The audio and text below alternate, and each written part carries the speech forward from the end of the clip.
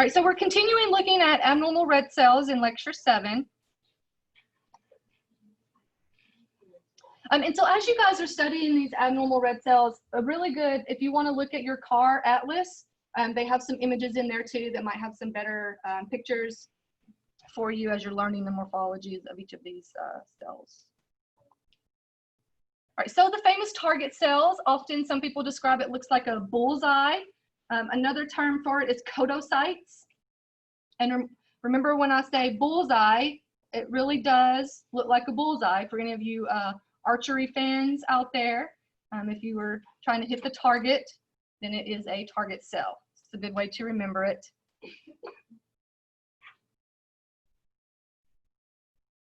And so really what causes target cells, it's due to a rearrangement of hemoglobin. So you'll see these sickle cell patients who have an abnormal hemoglobin will have target cells, really any of our hemoglobinopathies.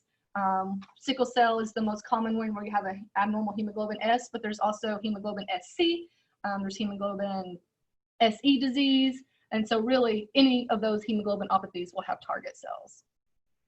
So if you notice, the outer cell membrane stains a little bit darker, and then you have an inner clear ring, and then you have the middle bullseye area. All right, so remember, target cells have, we talked about spirocytes. Spirocytes have a decreased cell membrane to ratio. However, target cells have an increased cell membrane to surface area ratio. And it's usually due to it could be due to a lipid alteration. The cells expand with increased surface area, right? So they'll be a little bit larger than your normal red cells. It has an increased cell membrane to volume ratio, surface to volume ratio. Does that make sense? Because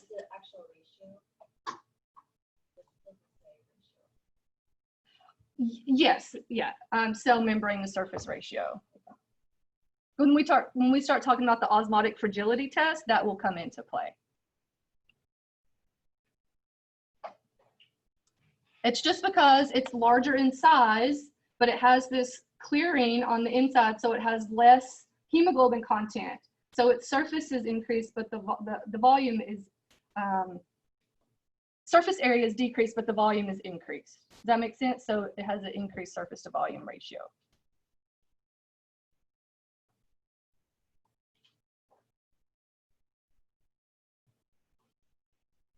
But that just means it has a decreased hemoglobin content.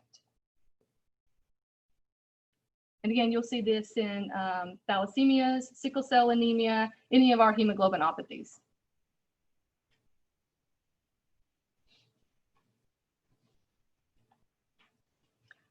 You'll see target cells a lot.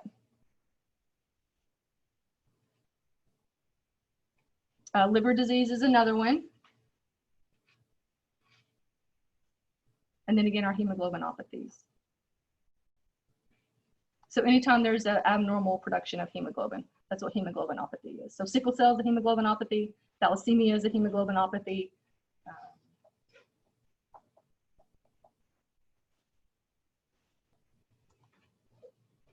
And so here's what they look like. Again, that bullseye is very characteristic of a target cell.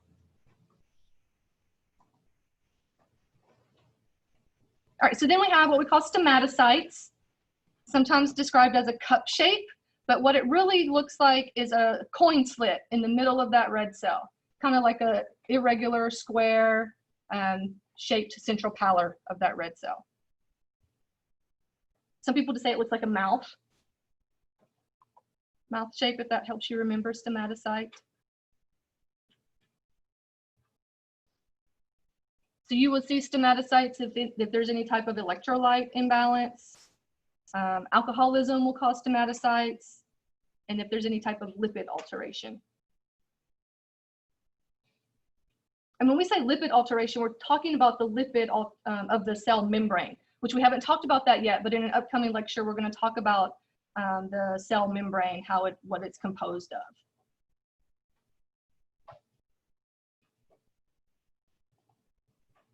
Stomatocytes can also be confused with water artifact. So if you see a cell like this, it kind of looks refractive in the middle, you might want to make sure that it's not due to water artifact before you call stomatocytes. And again, usually water artifact is refractive. That's one way you can tell.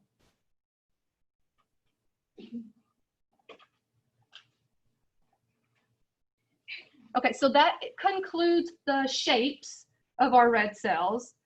Sometimes our red cells can actually have inclusions in them. So now we're going to talk about the different types of inclusions found. It is very important that as you guys are studying these inclusions, that you know what each inclusion looks like and what it is composed of, okay? All right, so first we have our Howell-Jolly bodies. And if you'll probably catch me saying Howell-Jolly bodies. So it seems to roll off the tongue easier, but it's Howell-Jolly bodies. So it's composed of remnant DNA. And that's just because it's remnant DNA that occurs during the cell's mitosis. They appear small, deep blue, round granules. Usually you'll have one single inclusion at the peripheral of the cell. So it usually occurs, and let's see if I have a bigger picture. Usually occurs just like this, and this is on right Giemsa stain. It usually occurs right there. That's what your Howell-Jolly bodies will look like. This one's kind of in the middle, but it's usually right on the peripheral of the cell. So anytime you have accelerated erythropoiesis, you'll probably see Howell-Jolly bodies on the peripheral smear. This is very indicative. Remember we talked about the spleen being involved in the pitting process. This is one inclusion that the spleen, the macrophages in the spleen are going to try to take out. So in the event your patient has a splenectomy, it is unable to remove these inclusions. So oftentimes you will see Howell-Jolly bodies in patients following a splenectomy. Okay? That is the most common example of where you will see Howell-Jolly bodies.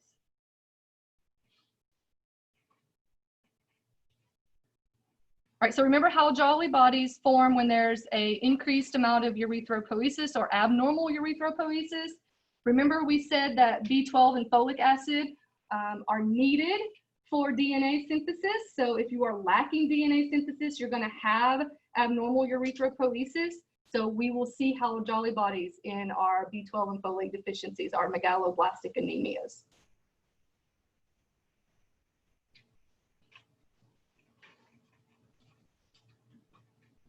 You could also see it in thalassemia, sickle cell, and some of our hemolytic anemias as well, because what's happening in hemolytic anemias, those cells are being destroyed intravascular, extravascular at a rapid pace. So the bone marrow is trying to compensate for that. So you're having a accelerated erythropoiesis. So you'll see these Howell-Jolly bodies.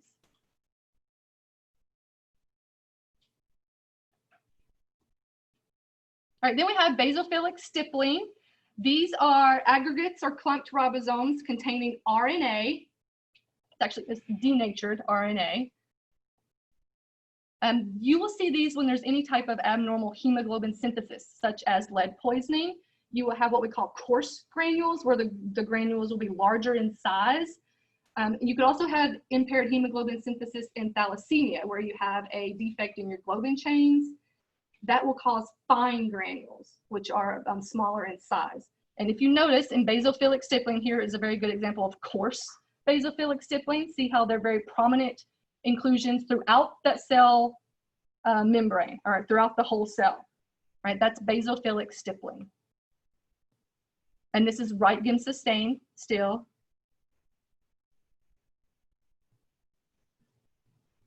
All right, so Howell-Jolly body, one single stained inclusion in the cell, basophilic stippling, multiple inclusions across the whole cell, okay?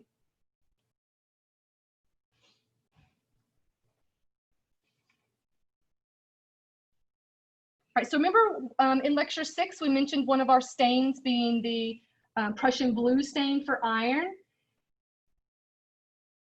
Anytime iron was not incorporated into the hemoglobin molecule, it can remain within the cell. And when it's within the cell and we use a Prussian blue stain, we can visualize that iron, all right? So, and you can also see that on the right stain too, and they appear as Pappenheimer bodies.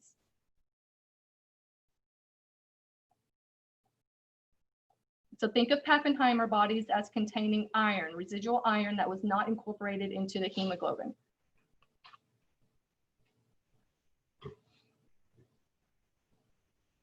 When we start talking about the hemoglobin structure and incorporation of iron, we'll talk about two different types of iron, ferric iron and ferrous iron. So ferric iron is the 2+, and it is non-iron containing, all right?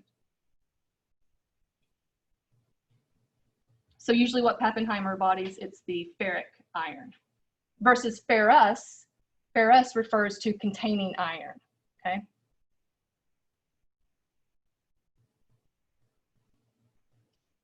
So you can actually see Pappenheimer bodies on both the right stain and the Prussian blue stain. When it's seen on right stain, it's termed Pappenheimer bodies.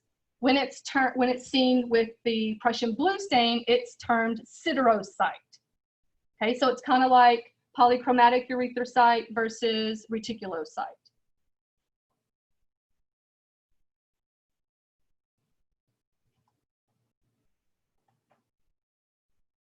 So how do you differentiate a Pappenheimer body from a Howell-Jolly body? Do I have a bigger picture? Sometimes it can be very difficult, right? So here's your Pappenheimer body. Notice your Pappenheimer bodies usually occur in doublets or triplets. So they're usually like 2 little dots or 3 dots right together. Both Pappenheimer bodies and Howell-Jolly bodies are at the peripheral of the cell, but you really, with Pappenheimer bodies, want to look for the doublet or triplet, okay?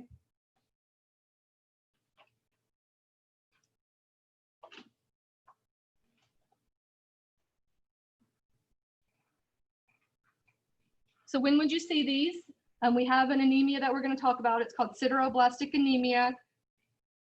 And that's just where you have an abundance of iron, all right? So all of that iron is not being incorporated into the hemoglobin molecule, so we will see it within the cell. Thalassemias, all right, because thalassemias have abnormal globin synthesis.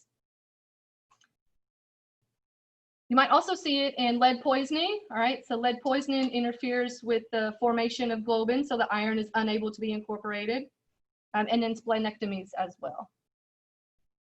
So you can see splenectomies really mess with our red cell morphology, all right?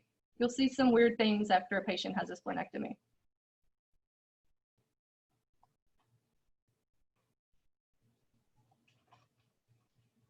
And again, if you think you have Pappenheimer bodies, you could always do the Prussian blue stain. We would be able to see Pappenheimer bodies with the Prussian blue stain. Howell-Jolly bodies will not stain with Prussian blue, all right?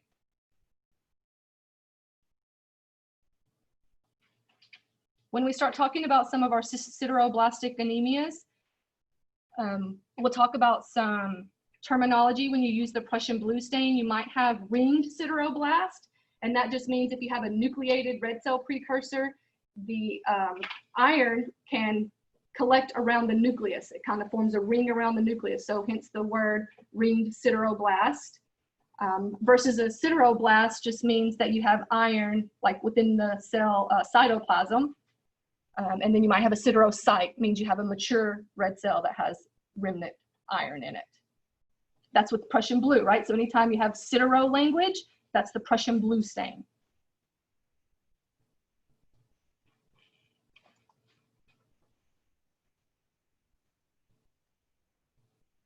All right, so then we have Heinz bodies. Heinz bodies can only be seen with a supravital stain such as new methylene blue or crystal violet. Okay, I'm gonna say that again. Heinz bodies can only be seen with new methylene blue or crystal violet. They will not be seen on the right GIMSA. So they will not be seen on your right GIMSA smear evaluation. Heinz bodies, they're actually composed of precipitated hemoglobin, and they will appear as a very large inclusion right on the peripheral of that cell. And again, cannot be confused with Howell-Jolly bodies because you will not see these on the right GIMSA stain.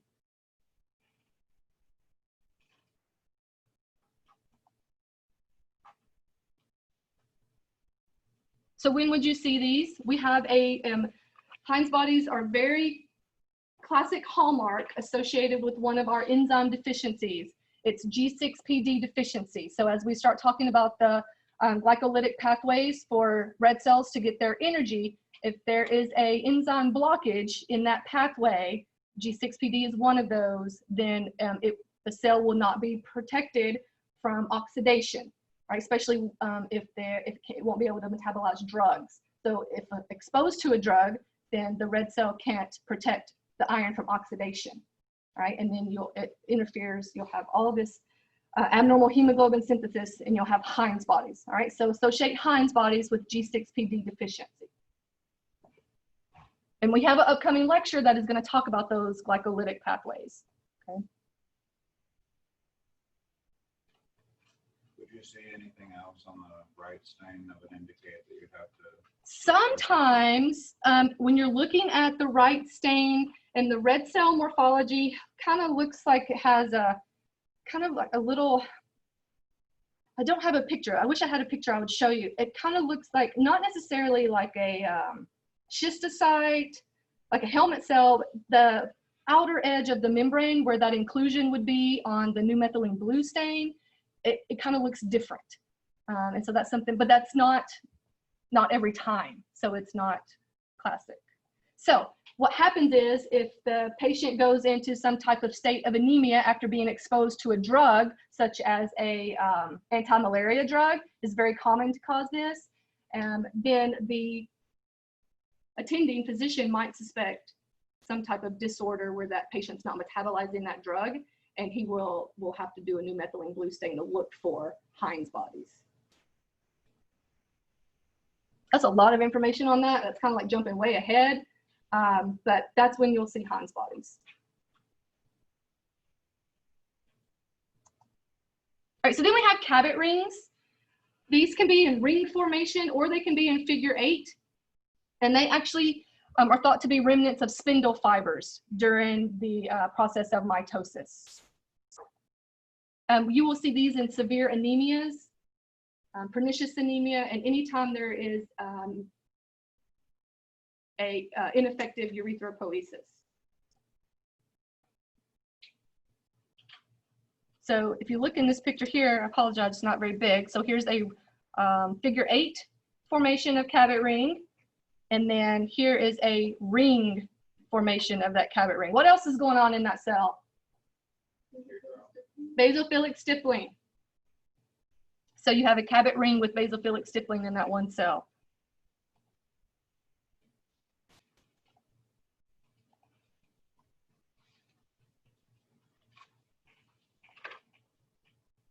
So there's another hemoglobinopathy. It's called hemoglobin C. It's an abnormal production of hemoglobin. It is very characteristic. If a patient has hemoglobin C, they're going to produce these hemoglobin C crystals. And it's just a crystallization of abnormal hemoglobin. That's what it's composed of. And some people describe this as blocks of gold. That's right here. So that's your hemoglobin C crystal. Those crystals are diagnostic. If you see these on a peripheral smear, they're diagnostic of hemoglobin C. That's the only time you'll see them.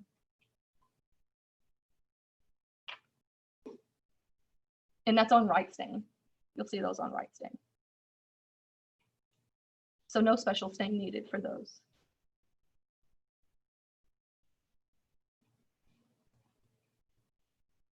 All right, so then we have malaria, which is a very common parasite that we can diagnose in hematology. Have you guys talked about malaria yet in Parasite? You guys will get there. You can do a thin prep smear or a thick prep smear. We'll talk about that a little bit later when we start talking about how malaria causes hemolytic anemia. But there's 4 prominent types of malaria subspecies that cause human infections. You have P. Plasmodium malariae, Plasmodium falciparum, Plasmodium vivax, and Plasmodium ovale. There's actually another one, Plasmodium knowles, I think, is new. I think it's being found in Malaysia right now, but it is not known to cause human-to-human infection yet. So it's not included on this list yet. I was actually just reading about that yesterday. So they've had some infections in Malaysia, but they're not, the CDC is not ready to include it in these classifications yet.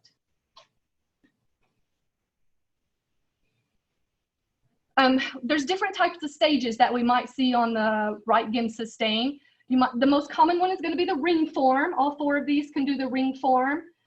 Or you might even see what we call the basket form.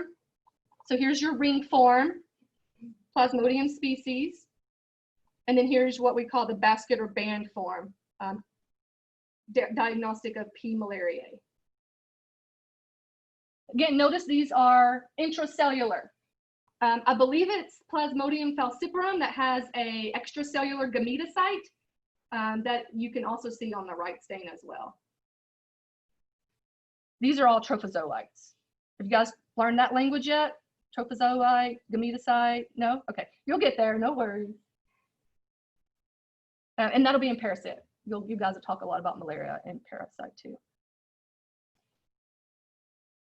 Okay, so as you can imagine, these malaria ring forms can be confused with something. So before you diagnose a patient with malaria, you want to make sure that it's not a platelet sitting on top of a red cell. Okay, here's a ring form of malaria. Here's a platelet on top of a red cell. All right, so you can see, so if you're doing a peripheral smear evaluation and you see something that looks like A, you're like, oh, is that a platelet or malaria? Definitely want to find more. Okay, try to find one where you can clearly see that ring form. You don't want to diagnose a patient with malaria just because the platelet's on top of a red cell. Okay, you guys, it's funny, but it happens. That's a misdiagnosis. This is diagnostic right here. Okay.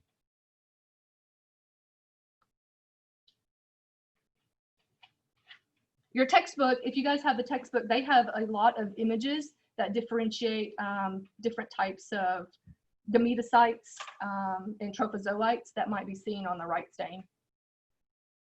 And then again, in parasitology, you guys will go in depth into all of these, the life cycle and the vectors and all of that. You guys will go into that in parasite. What's the vector for malaria? The mosquito, yes.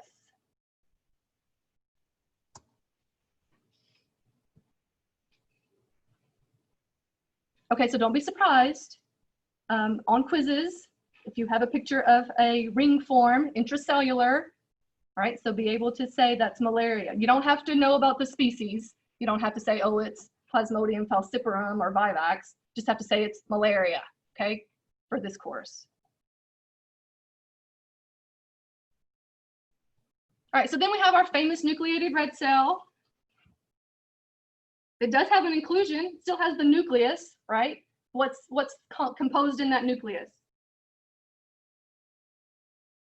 It's DNA, right? That's where your DNA is. So remember, nucleated red cell is our metarubricite. Notice how condensed that nucleus is. This is the last stage before that nucleus will be extruded from the cell. Keep in mind the presence of metarubricites on the adult peripheral smear is always considered abnormal, even if you have one, okay? Now on the newborn, remember you have a range. It can be anywhere from 0 to 24, 2 to 24, depending on what textbook you read. Take a look at this cell. Does it look different to you guys? Cytoplasm look weird? What's going on in that cell? Basophilic stippling. All right, so basophilic stippling can occur in your red cell nucleated precursors as well.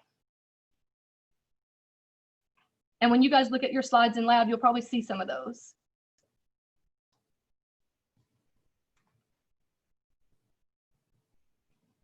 So we have some occurrences where the red cells may be clumped together. So this is why it's always important for you guys to make sure you're in a good area of the peripheral smear.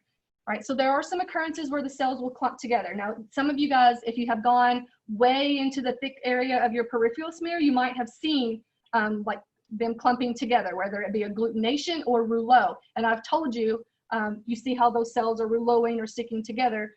You want to make sure you're in a good area before you diagnose the patient having Rouleaux, okay? So let's look at agglutination.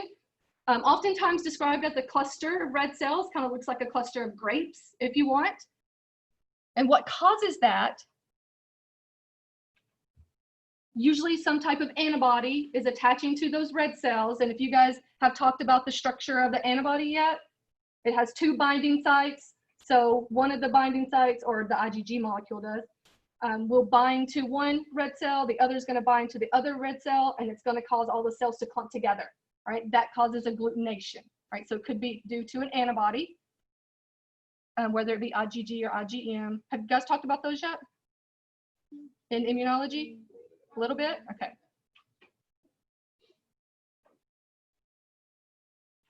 IgG antibodies are usually room temp or warmer reacting. Cold reacting antibodies are usually classified as IgM.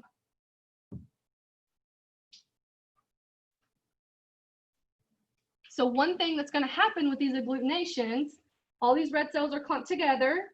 What is that going to do to our MCV? It's going to falsely increase, right? Because those agglutinates are going to be counted as one cell. So if it's instrument, the instrument's going to think it's one cell, so it's going to think it's a very large cell. All right, what's going to happen to your count? All those red cells that are clumped together are going to be counted as one. So your red cell count is going to be falsely decreased, right? And so your MCHC is actually a calculation. And whenever your red cell count goes down, your MCV goes down, your MCHC is going to go up. So if you have an MCHC value that is about 38%, 39%, that's not humanly possible. So you should always think about some type of spurious result. Right, so that's a clue when you look at your CBC parameters that agglutination might be present. One way to get around that, most of these are cold reacting antibodies. If the patient has a cold reacting antibody, we can warm that sample up to 37 degrees and repeat our testing. Should dissipate that antibody, and the red cells should not be agglutinated anymore. Okay.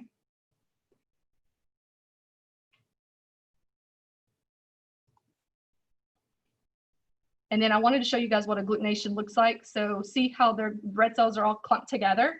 This is agglutination. Some of you guys might have seen that already in your peripheral smear evaluation if you've been outside the good area. All right, so then we have what we term rouleaux. Rouleaux are red cells that kind of stick together like a stack of coins, very characteristic. All right, so they kind of stick together like this. That's rouleau. Does everybody see the difference between rouleau and agglutination? So what causes rouleau?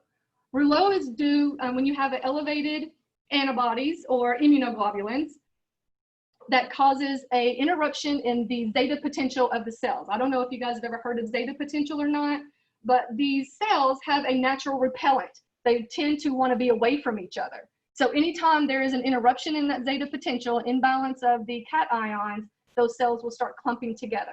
So what causes that? If you have any type of increase in acute phase reactants, increase in inflammation, increase in the presence of protein, such as your immunoglobulins, these cells, that zeta potential is broken down and the cells will start to rouleau. All right, that's what causes rouleau. There is one malignancy that we will talk about later in this course. It's called multiple myeloma, where you have a very heavy presence of immunoglobulin, IgM. And there's so much, oftentimes your plasma is very viscous, and those red cells will naturally rouleau. And it causes, you'll see the rouleau in a good area on the peripheral smear evaluation. Not to be confused with a normal patient and you're in the bad area and you think you have rouleau, okay?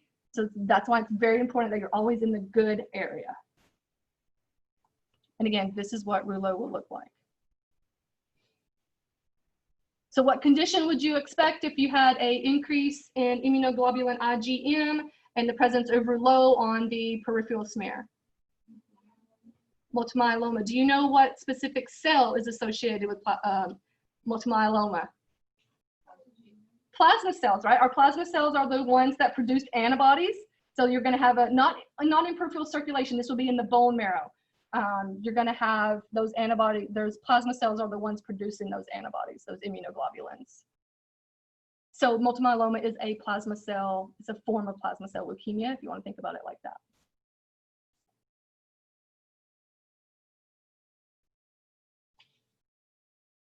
Okay, so in lecture 6 and 7, we talked about red cell morphology.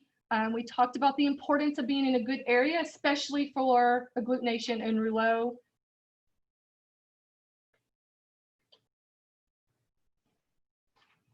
I want you guys to get used to looking at the red cell morphology and comparing that to your indices. So your MCV, your MCH, and your MCHC. You guys are going to get a lot of practice with that in this lecture and in lab. So it's very important. So what you see on the slide should correlate with your CBC results. And if not, we will talk about some spurious results. All right, that's coming too. I gave you a little bit about the agglutination, okay? And we talked about all of those inclusions within the cell. Make sure you're familiar with what they look like, what stain you see them on, and what they're composed of, okay? All right, so remember, we have some red cell morphology that is diagnostic only if you see one. All right, so sickle cells, diagnostic of sickle cell anemia. All right, so that means sickle cell disease. C crystals is diagnostic of hemoglobin C, even if you see one. Schistocytes indicate some type of shear force within the vessel where those cells are being fragmented, whether that be due to a coagulation disorder or some type of microangiopathic anemia, which we'll talk about. Any type of parasite, all right, whether that be malaria intracellular ring form, the band form, or even if you see a extracellular gametocyte. All right, so it won't be within the cell, but it'll still be on the right stain. Target cells, I don't want to say they're diagnostic, but they do indicate some type of abnormal hemoglobin production going on, whether that be sickle cell, thalassemia, even any of our hemoglobinopathies. So usually if you have target cells, you want to look for other indicators as well.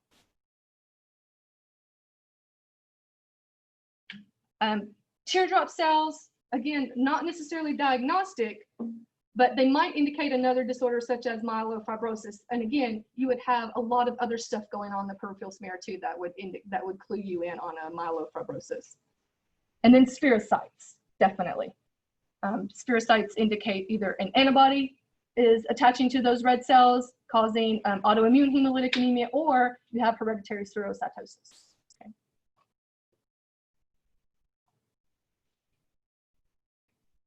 All right, so what's a good way to estimate all of these red cell morphology? A good rule of thumb is you want to look at 10 fields of view, 10 different fields of view, all right? So if you see, if you've done 10 fields of view and you see one target cell, probably not clinically significant, all right?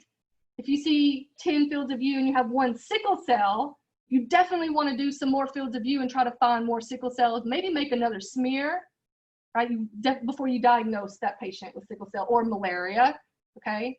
So you definitely want to try to find more.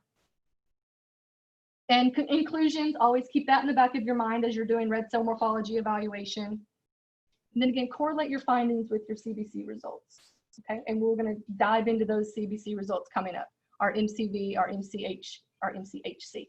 We'll talk about all the normal ranges and the calculations for those.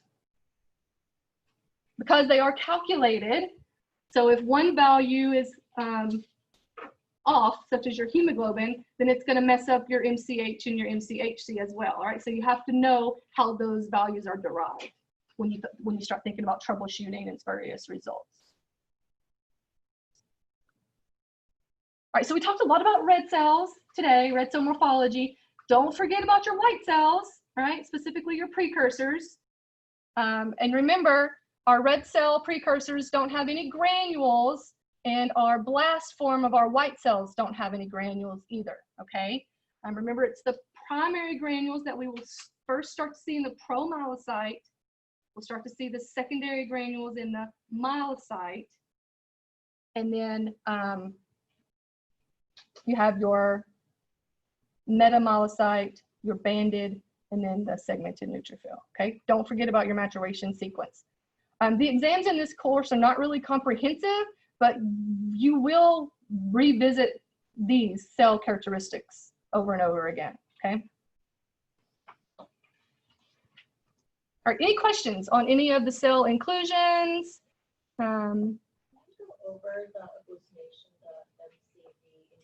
Yep, that's a good question. Okay, so think about agglutination, and the question was, can I go over agglutination affecting the MCV and the red cell count? Take a look at this image. So here's your agglutination. See how all those cells are clumped together. When you think about how your automated red cell count is obtained, remember it's going through the aperture where there's 2 electrodes providing a current. Any interruption in that current is counted as a cell. If all of these cells are clumped together, it's going to cause 1 interruption. It's going to be counted as 1 cell. So that is why your red cell count will be falsely decreased. Your MCV is going to be increased because as those cells go through the aperture, it's interrupted, it's counted. The size of that interruption is also taken into account. And so it's going to think, wow, that's a really large red cell, when in fact, it's probably a bunch of red cells. I don't know how many, 10, 12, 15. So the instrument is going, think about your red cell histogram, and that peak where your average size of cells, it's going to be shifted to the right. So you're going to have an increased size of your red cells. So you're going to have an increased MCV. Your MCHC is going to be increased because it's actually a calculation that has to do with your, let me think about this. So your MCHC, your red cell count, and your hemoglobin content. So because your red cell count is affected, it's going to falsely elevate your MCHC. And it'll be like way off the charts. Like it's going to jump out at you, like really, you can't even have an MCHC of 38%, 39%. 36 is probably the max you'll see when the presence of spherocytes is there. And again, that's a little more advanced hematology concepts. We'll get into all of that a little bit later too. Does that answer your question, Jenny? Okay.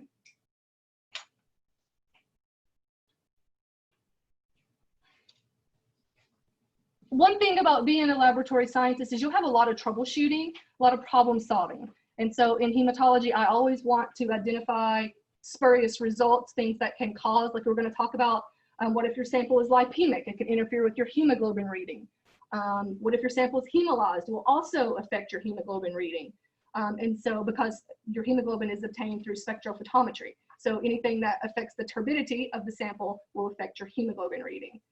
If there's a really high white count, let's say a patient has chronic myelogenous leukemia where that white count is 300,000 per microliter, then you're gonna, I don't know if even if you guys have ever seen a sample with a high white count spun down like that, your Buffy coat's gonna be about this thick, right? So it's gonna be very turbid. And so that will interfere with your hemoglobin reading as well, which will affect all of your CBC parameters, your MCH, your MCHC. Okay, so those are some of the spurious results that I like to introduce students to let you know what to expect. And this is kind of jumping ahead too. Your hemoglobin and hematocrit, we haven't talked about them yet, but they actually follow a rule of 3. So your hematocrit is 3 times the value of your hemoglobin. So in the presence of agglutination, where your MCV is falsely elevated, your red cell count is falsely decreased, then your hemoglobin and hematocrit values are not going to be within the rule of 3. So you won't be able to report that out anyway. You're going to have to do some investigation. So usually if you have a hemoglobin of 12, then what do you expect your hematocrit to be? Somewhere like 36%, plus or minus 3%, I think you have. So if your hemoglobin is 12, then you should have a hemoglobin of 33 to 39, or hematocrit 33 to 39. So if you don't fall within that range, then you can't report that value out. You would have to do like a manual hematocrit to try to see what the manual hematocrit is. In the event of lipemia is present, you could try to centrifuge it down and pull off that lipemia. You could do a saline replacement.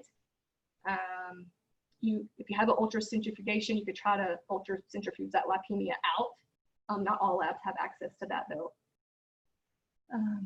Hemolysis, you might have to request a redraw on that. So all things to come. It's kind of exciting.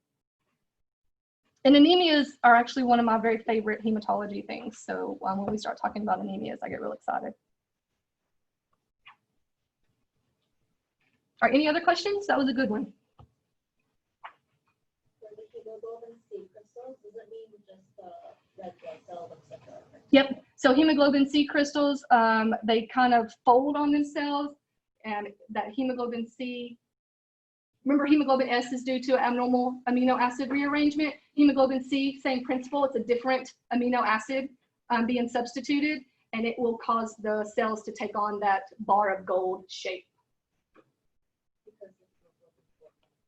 Yeah, the abnormal hemoglobin causes so sickle cells form that tactoid. That's what causes it to sickle. It forms a polymer where it kind of folds on itself and forms that sickle cell. Same principle, the hemoglobin C kind of folds on itself and forms the bar of gold. Is it standard practice to abbreviate hemoglobin like the book does here? HGB. No, it's just big H little b. Yeah, I think you might see it written, so you might see hemoglobin abbreviated HGB. You might see it as just, what did they do, HB? Yeah, it's just a Yeah. capital H. So that's just an abbreviation for hemoglobin. I like to do HGB, and that's probably how you'll see it in this course.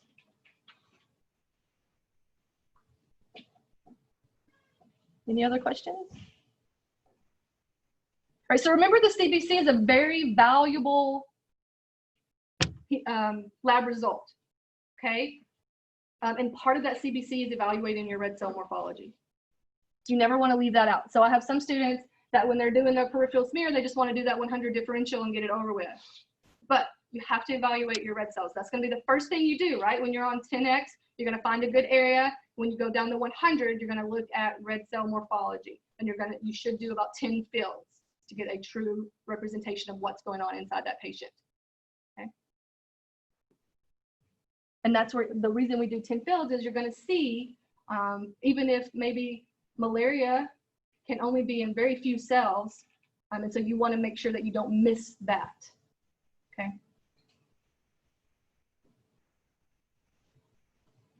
All right, so that's all I have today. How'd I do? 20 minutes to spare.